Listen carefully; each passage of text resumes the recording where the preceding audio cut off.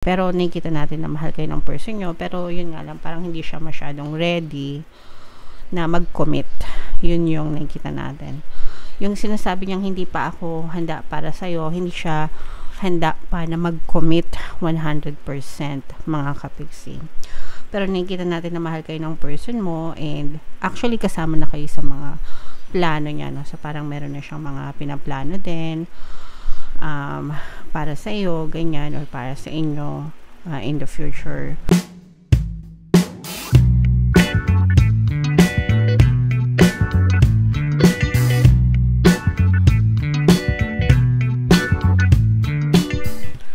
Hello guys, hello Gemini, welcome back to Pinoy Pixie Tarot. Ang papagat ng episode natin for tonight is feelings reading. Anong nararamdaman niya sa'yo? Titingnan natin kung anong nararamdaman sa inyo ng inyong partner o specific person. General reading lang guys. Pwede mag-resonate, pwedeng hindi. Combination ng positive and negative energy. By the way mga kapiksi, pasensya na kayo kung medyo mahina yung boses ko. Masakit pa kasi yung lalamunan ko. Kakagaling lang natin sa sore throat mga kapiksi. So, pwedeng ma-pick up yung energy nyo guys. Pwedeng ma-pick up yung energy ng person nyo. Roles can be reversed. If hindi kayo naka-resonate dito, try nyo panoorin yung video dun sa zodiac sign ng person nyo guys. Baka nandun yung energy nyo. So, unahin natin tong deck na to guys. Tingnan natin yung mga mensahe sa inyo ng inyong partner o specific person. Hindi pa ako handa para sa iyo. Itong person mo guys, parang feeling ko iniiwasan kayo nito. Pwedeng in a relationship pa kayo, pero baka nagkakaroon kayo ng mga problema, tapos parang iniiwasan ka ng person mo na kausapin kayo. Pwedeng no contact din kayo, ghosted, ganyan. And one of the reasons kung bakit hindi siya nagre-reach out sa'yo is hindi pa siya handa na makipag-usap sa'yo, hindi pa siya handa na mag-explain, hindi pa siya handa na harapin ka. Ganun din kung hiwalay na kayo. So, yeah, parang messed up.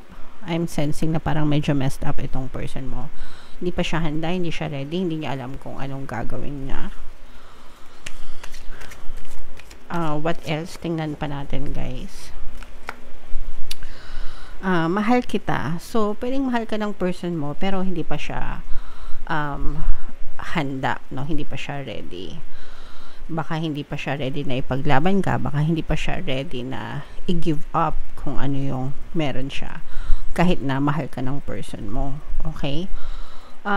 Pwede rin guys na baka meron din kayong conflict sa religion. Sometimes kasi malaki kasing factor din yon, especially sa Pilipinas, no? Kapag magkaiba kayo ng religion, di ba, sometimes tutol yung parents, or meron talagang ibang religion na pinagbabawal yung pakikisama sa hindi nila ka-relihiyon. So pwedeng yun. Pwede rin nakaka-apekto yun mga kapiksi. So comment down below guys if feeling nyo naka-resonate kayo. And gusto kong sabihin sa'yo ang totoo. So kung ano man yung totoo na yun, gusto niyang sabihin sa'yo, gusto niyang ipagtapat sa'yo, but at the same time, again, hindi pa siya ready. Okay? So, feeling ko guys, medyo nahihirapan din yung person mo kasi parang kinikim-kim niya din, no? Hindi niya mailabas. Kinikim-kim niya. Ganyan, hindi niya masabi. Pwedeng sinasabi niya sa ibang tao, like sa mga friends, kung meron kayong mga common friends, ganyan.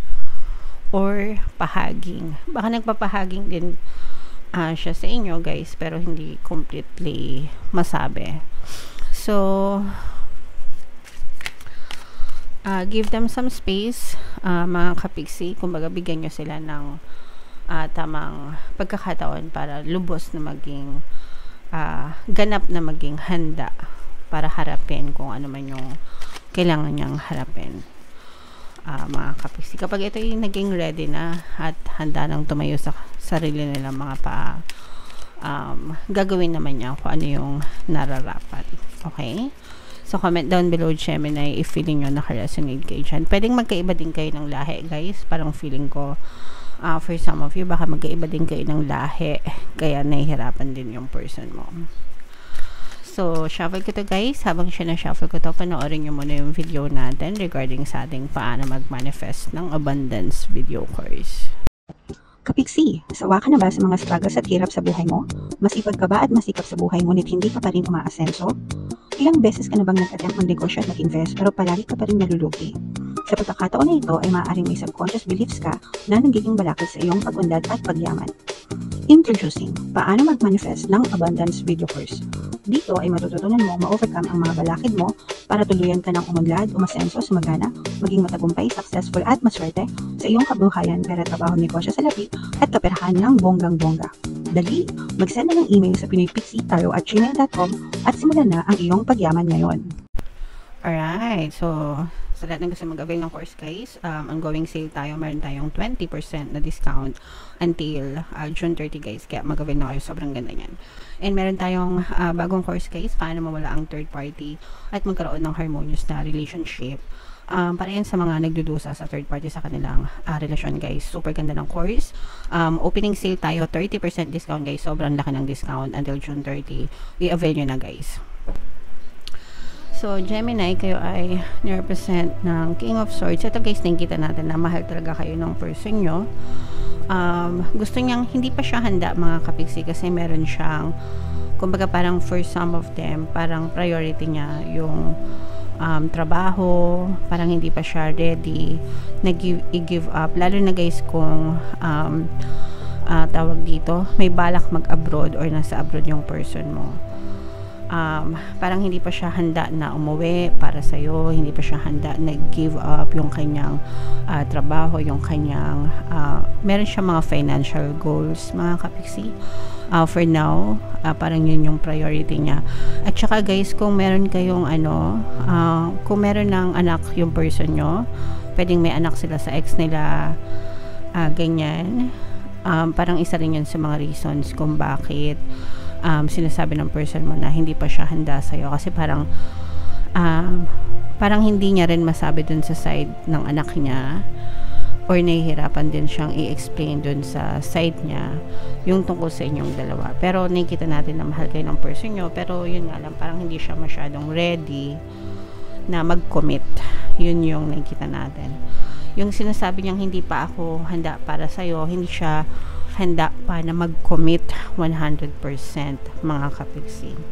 Pero nakikita natin na mahal kayo ng person mo, and actually kasama na kayo sa mga plano niya, no? So parang meron na siyang mga pinaplano din para sa iyo, ganyan, or para sa inyo in the future mga kapiksi. Pero again, hindi pa siya super ready to be with you or parang mag-commit ng 100%. Pero ini-enjoy niya yung company mo, ini-enjoy niya kung ano yung meron kayo. Kung ano lang yung meron kayo right now, ini-enjoy niya yung mga happy moments na yun, mga kapiksi. Mahal kayo ng person nyo, mga kapiksi. Ayan o.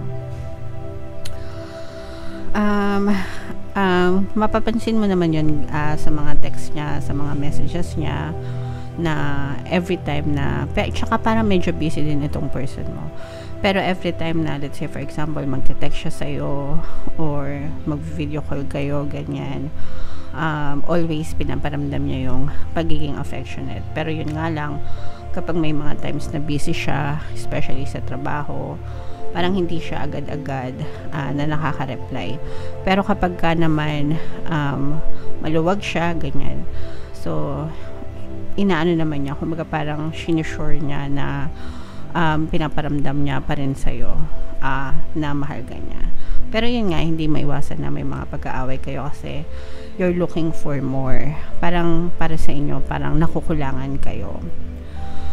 And hindi naman yun sa kulang or hindi naman yun sa sinasadya ng person nyo, pero ayaw din kasi parang feeling ko ayaw ng person mo na ma-misinterpret mo siya or magbigay siya ng false hope sa'yo. Ganun. Kumbaga parang ayaw niyang isipin mo na parang ayaw niyang pag sinabing false hope, parang ayaw kanyang paasahin. Okay?